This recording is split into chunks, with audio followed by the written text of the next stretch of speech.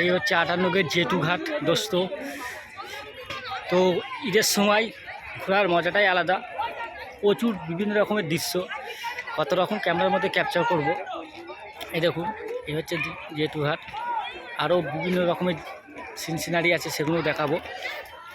চলুন দেখা যাক। প্রচুর ভিড়ের মাধ্যমে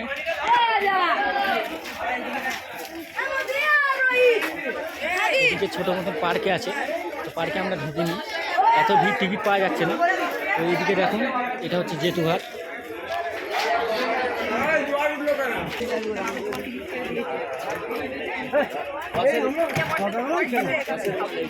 প্রচুর ভিড় রয়েছে এখানে।